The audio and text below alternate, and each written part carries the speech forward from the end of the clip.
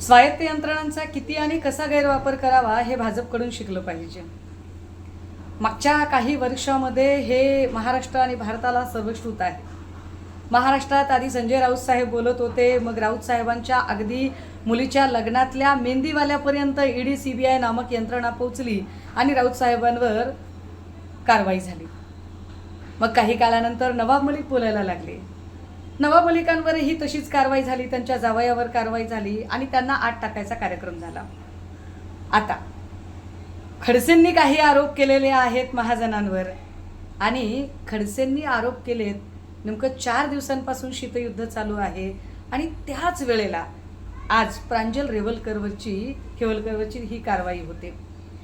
Rave party असं या कारवाईला नाव दिलं जाते। खरं तर त्यांच्या घरापासून हाकेच्या अंतरावर असणाऱ्या एका हॉटेलमध्ये चालणारी हाऊस पार्टी, या हाऊस पार्टीमध्ये खरंच अंमली पदार्थ होते की नव्हते संशोधनाचा मुद्दा।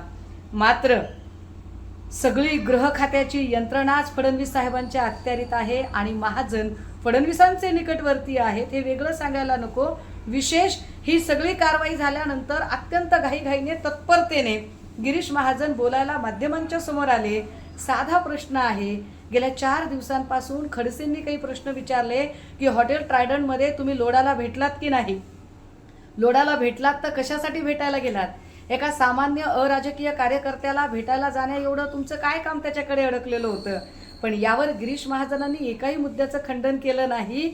4 दिवस त्यांनी शांतता मौन बाळगलं आणि आज नेमकी खडसेंच्या जावयावर कारवाई झाली की घाईघाईने तत्परतेने बोलायला माध्यमांच्या समोर आले।